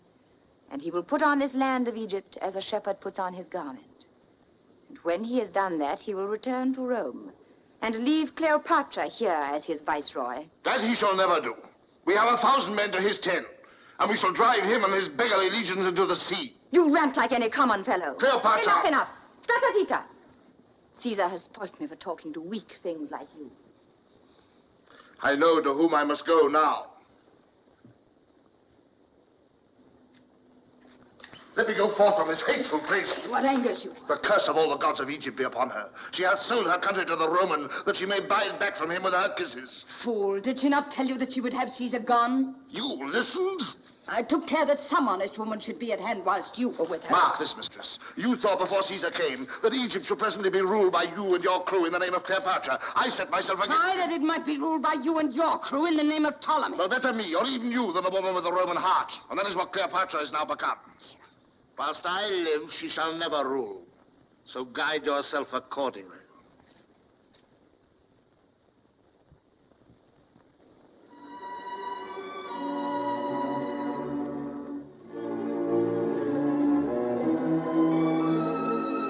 wait here.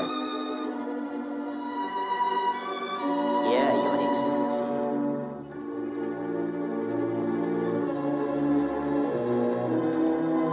The Roman commander will await Caesar here.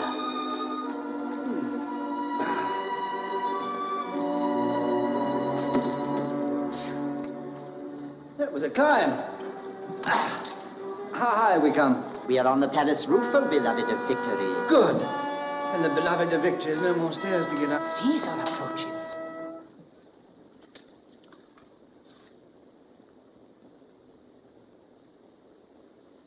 Why, Rufio, a new baldric, a new golden pommel to your sword. And you've had your hair cut. Oh, but not your beard. Impossible. Perfumed by Jupiter Olympus. Well, is it to please myself? No, Rufio, my son, but to please me, to celebrate my birthday. Your birthday. You always have a birthday when there's a pretty girl to be flattered or an ambassador to be conciliated. Rufio. Oh, we had 7 of them in 10 months last year. Alas, Rufio, I shall never break myself of these petty deceits. Have you noticed some before my time? Ah, I thought that meant something. What is it? Pothinus wants to speak to you. I advise you to see him. There's some plotting going on here among the women. Who is Pothinus? Oh, yes. Has he not escaped? No. Why not? Have I not told you always to let prisoners escape unless there are special orders to the contrary? Are there not enough mouths to be fed without his? Yes, and if you'd have a little sense and let me cut his throat, you'd save his rations. Anyway, he won't escape. He prefers to stay and spy on us. And you want me to see him? Oh, I don't want anything. I dare say you'll do what you like. Don't put it on me. Well.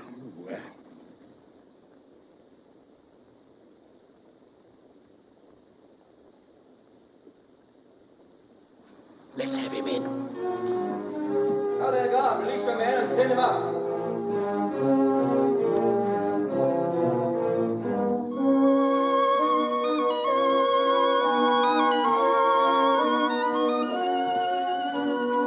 To dine with us besides Cleopatra. Polydorus, the Sicilian. Oh, that popinjay. Come, the popinjay is an amusing dog. Tells a story, sings a song, and saves us the trouble of flattering the queen.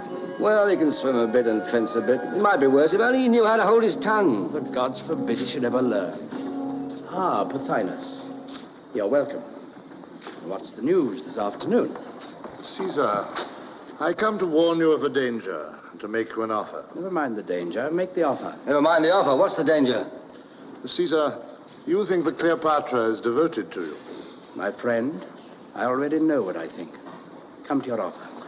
I will deal plainly. I know not by what magic you have been enabled to defend a palace and a few yards of beach against a city and an army. But we know now that your gods are irresistible and that you are a worker of miracles. I no longer threaten you. Very handsome of you, indeed. So be it. You are the master. Yes, my friend. But what then? Spit it out, man. What have you to say? I have to say that you have a traitress in your camp. Cleopatra! The queen! Spit it out sooner, you fool. Now it's too late. What is he doing here? Just going to tell me something about you. You shall hear it.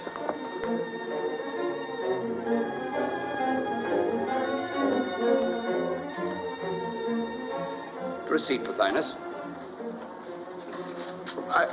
Caesar... Out with it. What I have to say is for your ears, not for the queen's. There are means of making you speak. Take care. Caesar does not employ those means. My dear, when a man has anything to tell in this world, the difficulty is not to make him tell it, but to prevent him from telling it too often. Let me celebrate my birthday by setting you free. Farewell. We shall not meet again. Caesar, this mercy is foolish. Will you not give me a private audience? Your life may depend on it. Hurry, guard. Pass the prisoner out. He's released. Now, over you. You've lost your chance. I will speak. You see, Torta wouldn't have wrung a word from him. Caesar, you have taught Cleopatra the arts by which the Romans govern the world. Alas, my friend, they cannot even govern themselves. What then? What then? Are you so besotted with her beauty that you do not see that she is impatient to reign in Egypt alone, and that her heart is set on your departure? Liar! What? Protestations? Contradictions? No, I do not deign to contradict. Let him talk. From her own lips I have heard it. You are to be her cat's paw. You are to tear the crown from her brother's head and set it on her own, delivering us all into her hand, delivering yourself also. And then Caesar can return to Rome, or depart through the gate of death, which is nearer and surer. Well, and is not this very natural? Natural? Then you do not resent treachery? Resent? Well, thou foolish Egyptian, what have I to do with resentment? Do I resent the wind when it chills me? Or the night when it makes me stumble in the darkness? Tell me such a story as this is to tell me that the sun will rise tomorrow. But it is false, I swear it. It is true, though you swore it 1,000 times and believed all you swore.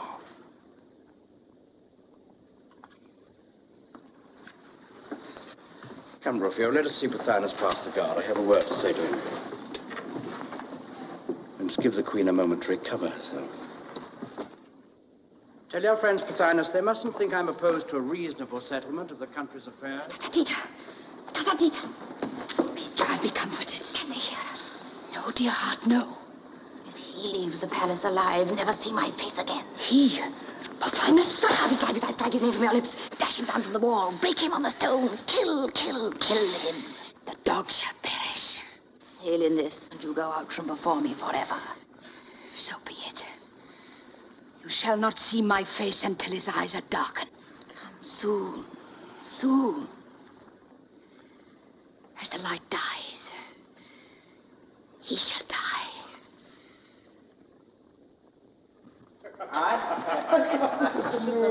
So you come back to me, Caesar. I thought you were angry. Welcome, Apollodorus. Cleopatra grows more womanly beautiful from week to week. Truth, Apollodorus? Far, far short of the truth. When Rufio threw a pearl into the sea, Caesar fished up a diamond. Caesar fished up a touch of rheumatism. Come on, dinner. Yes, dinner. I've ordered such a dinner for you, Caesar. What are we to have? Peacock's brains. Peacock's brains, Apollodorus. Not for me. I prefer Nightingale's tongue. Roast boar, Rufio. Ah, good. What has become of my leathern cushion? I've got new ones for you, Caesar. These cushions, Caesar, are of Maltese gauze stuffed with rose leaves. Rose leaves? Am I a caterpillar? Oh, what a shame, my new cushion. What shall we serve to whet Caesar's appetite? Any oysters? Assuredly. British oysters? British oysters, of course. Oysters, then. Sea hedgehogs for me. Have we nothing solid to begin with? Field fares with asparagus. Fattened fowls, Rufio. Have some fattened fowls. Aye, that'll do. Field fares for me. Caesar will deign to choose his wine, Sicilian, Tuscan, Macedonian, Chianti. All Greek. Try the Sicilian, Caesar. Bring me my barley water. Bring me my Falernian. It's a waste of time giving you dinner, Caesar. My scullions would not condescend to your diet. Well, let's try the Falernian. But when I return to Rome, I shall make laws against these extravagances. I will even get the laws carried out. Never mind. Today you are to be like other people. Idle, luxurious, and kind. Well. For once I will sacrifice my comfort. There. So now you're satisfied.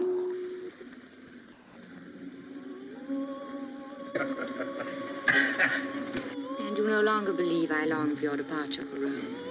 I no longer believe anything. My brains are asleep. Besides, who knows whether I shall return to Rome? Huh? What? 1 year of Rome is like another, except that I grow older. No better here in Egypt. The old men, when they're tired of life, say, we have seen everything except the source of the Nile. Why not see that?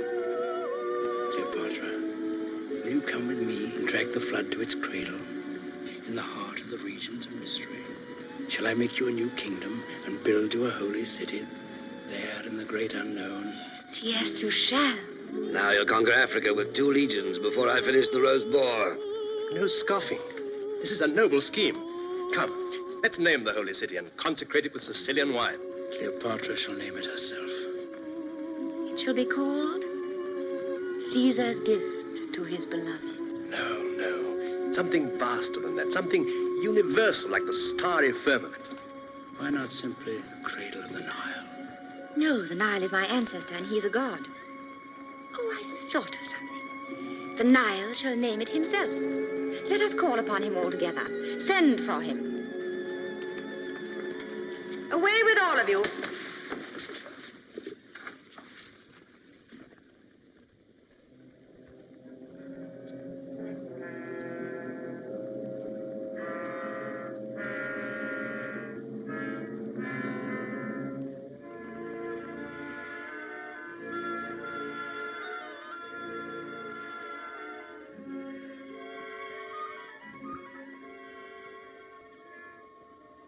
Go, I am a priestess and have power to take your charge from you.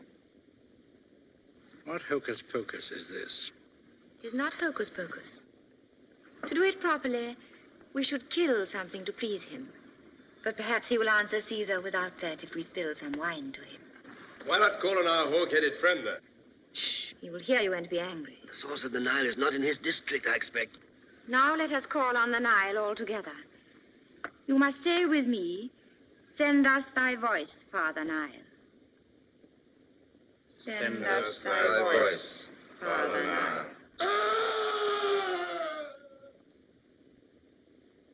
What was that?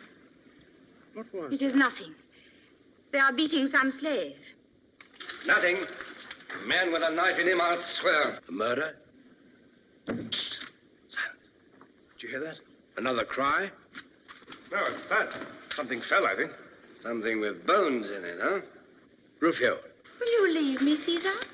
Apollodorus, are you going? Faith, dearest queen, my appetite is gone. Polydorus, go down to the courtyard. Find out what has happened. Your soldiers have killed somebody, perhaps. What does it matter? This must be seen to.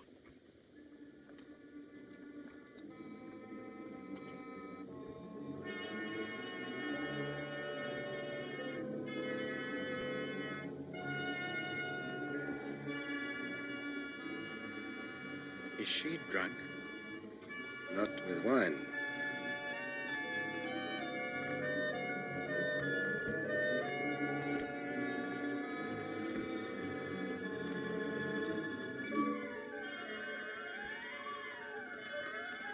The queen looks again on the face of her servant.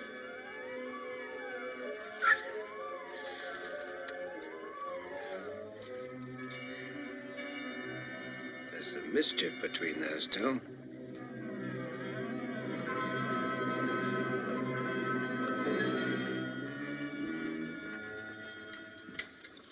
Cleopatra, what has happened? Nothing, dearest Caesar, nothing. I am innocent. Dearest Caesar, are you angry with me?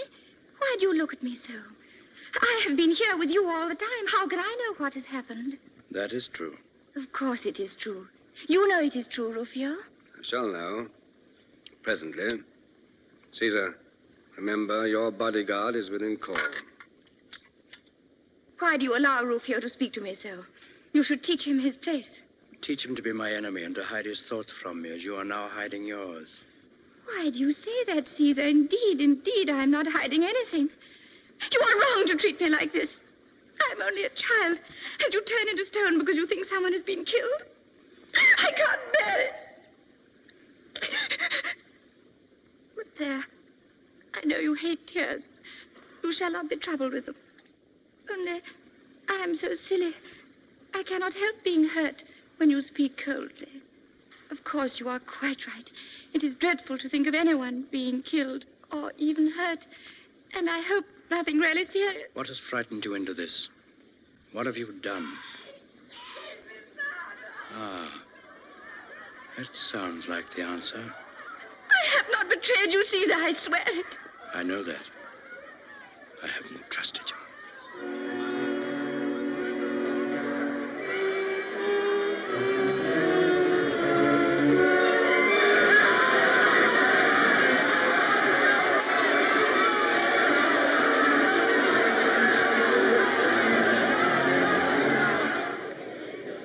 Town's gone mad, I think. They're for tearing the palace down and driving us into the sea straight away.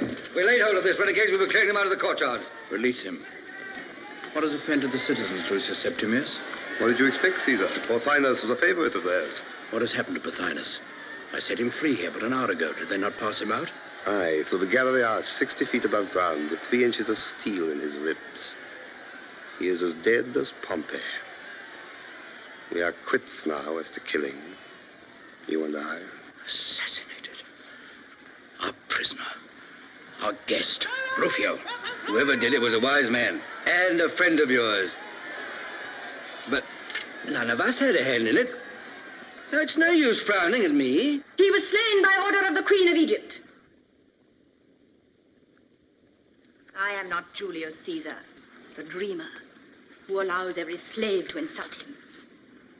Rufio said I did well. Now the others shall judge of me, too.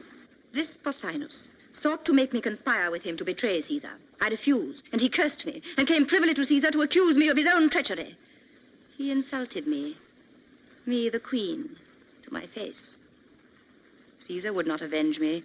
He spoke him fair and set him free. Was I right to avenge myself? Speak, Lucius. I do not gainsay it, but you'll get little thanks for it from Caesar. Apollodorus, speak. Was I wrong? I have but one word of blame, most beautiful. You should have called on me, your knight, and in fair duel, I should have slain the slanderer. I will be judged by your very slave, Caesar. Britanus, speak. Was I wrong? Were treachery, falsehood, and disloyalty left unpunished, society must become like an arena full of wild beasts tearing one another to pieces. Caesar is in the wrong. And so the verdict is against me, it seems.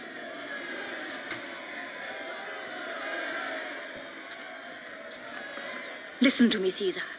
If one man in all Alexandria can be found to say I did wrong, I swear to have myself crucified on the door of the palace by my own slaves. If one man in all the world can be found, now or forever, to know that you did wrong, that man will have either to conquer the world as I have or be crucified by it.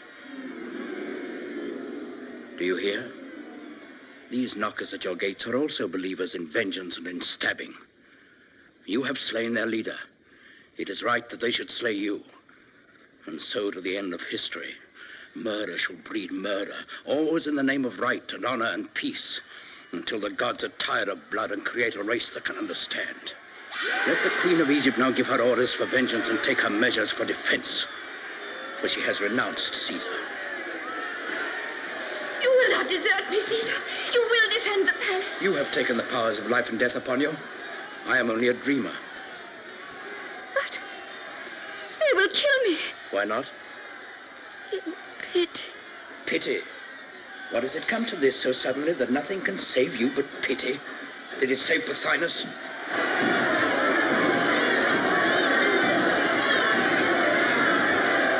Caesar, enough of preaching. The enemy's at the gate. And what has held him baffled at the gate all these months? Was it my folly as you deem it, or your wisdom? In this Egyptian Red Sea of blood, whose hand has held all your heads above the waves? And yet when Caesar says to such an one, friend, go free, you, clinging for your little life to my sword, dare steal out and stab him in the back. By the gods, I'm tempted to open my hand and let you all sink into the flood.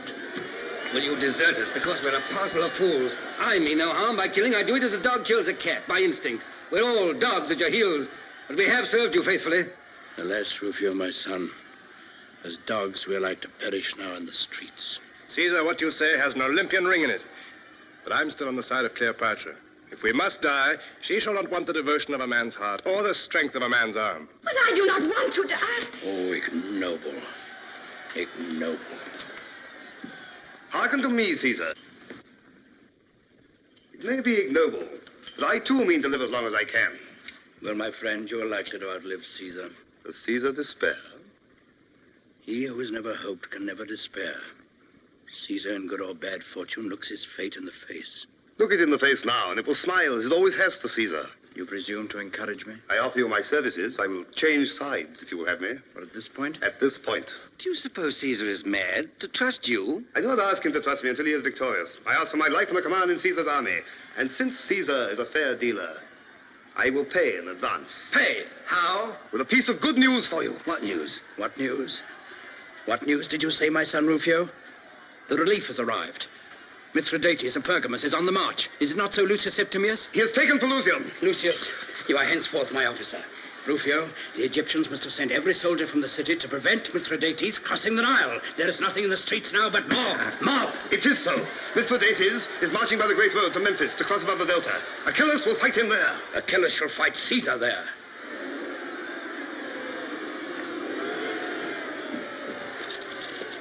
See, Rufio. Here is the palace. Here is the theater. Now you take 20 men and pretend to go by this street. And whilst they're stoning you, out will come the cohorts by this and this. My streets are right, are they, Lucius? Aye, that's the Fig Market. Yes, I saw them the day we arrived. Britanus, tell Petronius that within an hour, half our forces must take ship for the Western Lake and see to my horse and armor. With the rest, I shall march round the lake and up the Nile and catch Achilles in the desert. Lucius, give the word to start. Apollodorus, lend me your sword and your right arm for this campaign. Aye, and my heart and life to boot. I accept both. Are you ready? Ready for art, the art of war. Come, this is something like business. Is it not, my only son? You understand about the streets, Rufio? I think I do. I'll get through them at all events. Caesar! Caesar! Have you forgotten me? Oh, I'm busy now, my child, busy. When I return, your affair shall be settled. Farewell. Be good and patient. That game's played and lost, Cleopatra. And the woman always gets the worst of it. Go, follow your master. Word first. Tell your executioner that if Pothinus had been properly killed in the throat, he wouldn't have called out. Your man bungled his work. How do you know it was a man? It wasn't you. Oh, you were with us when it happened. Was it she? With her own hands? Whoever it was, let my enemies beware of her. Look to it, Rufio. You who dare make the Queen of Egypt a fool before Caesar. I will look to it, Cleopatra.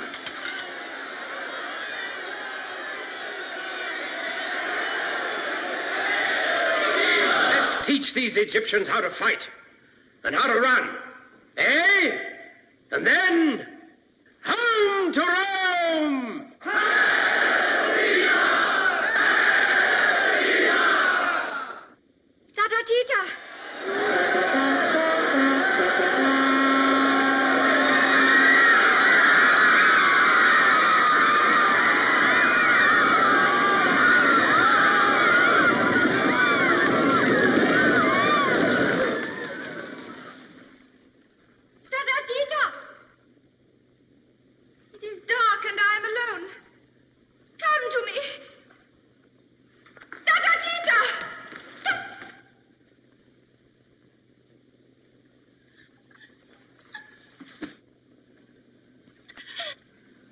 The queen looks again on the face of her servant.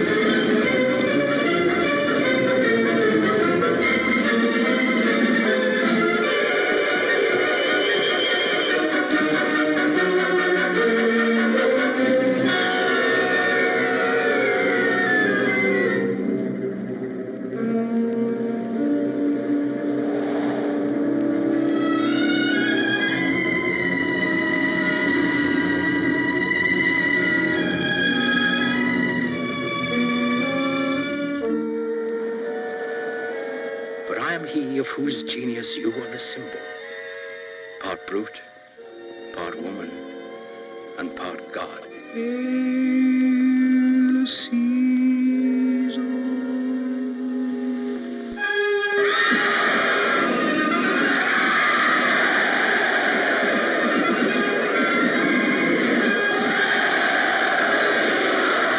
Here he comes.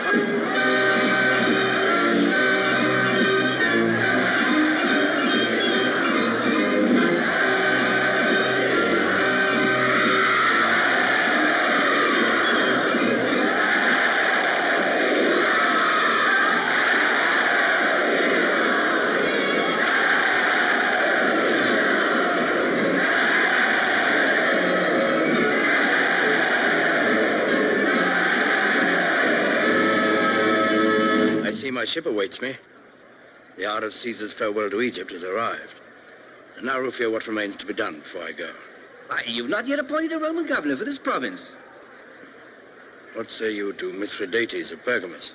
Why, that you want him elsewhere. Indeed. Well, what do you say to yourself? I, a governor? Are you dreaming? Do you not know I'm only the son of a freedman? Has not Caesar called you his son?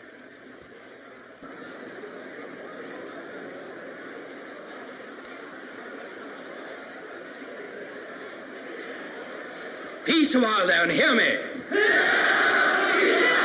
Hear the service, quality, rank, and name of the Roman governor. By service, Caesar's shield.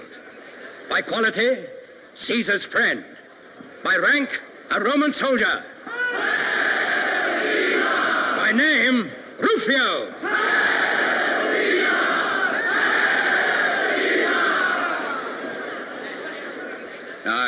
I'm Caesar's shield. But what use will I be when I'm no longer on Caesar's arm?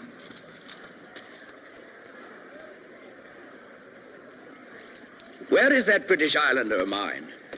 Here, Caesar. And who bade you, pray, thrust yourself into the battle of the Delta, uttering the barbarous cries of your native land? Caesar, I ask you to excuse the language that escaped me in the heat of the moment. And how did you, who cannot swim, cross the canal with us when we stormed the camp? Caesar, I clung to the tail of your horse. These aren't the deeds of a slave, Britannicus, but of a free man. Caesar, I was born free. But they call you Caesar's slave. Only as Caesar's slave have I found real freedom. Well said. Ungrateful that I am, I was about to set you free. But now I will not part with you for 1,000,000 talents.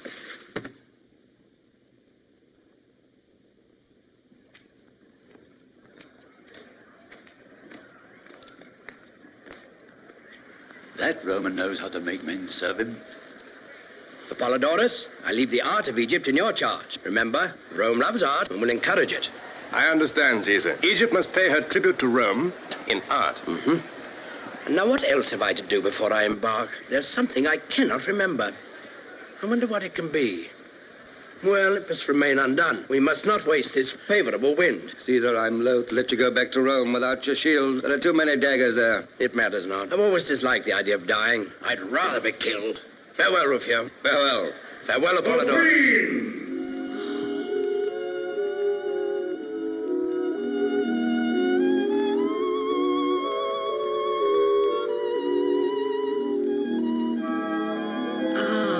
I knew there was something. How could you let me forget her, Rufio?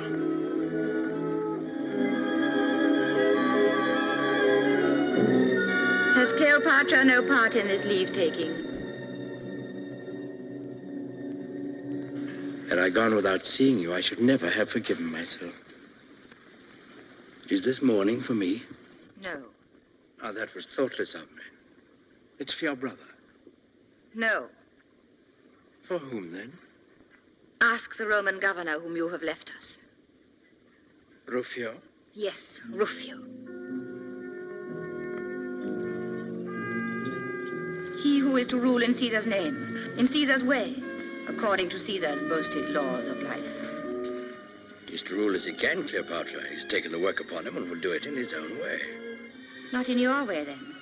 Without punishment, without revenge, without judgment. Now, that is the right way. The great way. The only possible way in the end. Believe it, Rufio, if you can. I believe it, Caesar, but look you. Cleopatra had a tigress that killed men at her bidding. I thought she might bid it kill you someday. So, without malice, I only cut its throat. That's why Cleopatra comes to you in mourning. He has shed the blood of my servant Ptolemy. Upon your head be it, Caesar, as upon his, if you hold him free of it. On my head be it, then. But it was well done, Rufio. Come, don't be angry with me. I'm sorry for that poor Tita. Ah, you're laughing. Does that mean reconciliation? No, no, no. Only it is so ridiculous to hear you call her Tota Tita. As much a child as ever, Cleopatra. Haven't I made a woman of you after all? Oh, it is you who are a great baby. You make me seem silly because you will not behave seriously. But you have treated me badly, and I do not forgive you. Bid me farewell. I will not. I will send you a beautiful present from Rome. Beauty from Rome to Egypt, indeed. What can Rome give me that Egypt cannot give me? That's true, Caesar. If the present is to be really beautiful, I shall have to buy it for you in Alexandria. You're forgetting the treasures for which Rome is most famous, my friend. You cannot buy them in Alexandria. What are they, Caesar?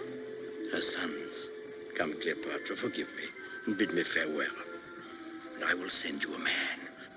Not old and ripe for the knife, not hiding a bald head under his conqueror's laurels, not stooped for the weight of the world on his shoulders, but brisk and fresh, strong and young, hoping in the morning, fighting in the day, and reveling in the evening. Will you take such an one in exchange for Caesar? His name? His name? Shall it be Mark Antony? You're a bad hand at a bargain, mistress, if you'll swap Caesar for Antony. So now you're satisfied? You will not forget. I will not forget. Farewell. I do not think we shall meet again.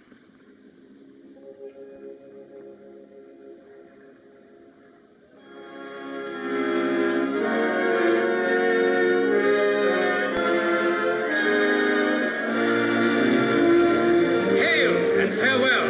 Hail, Caesar, and farewell!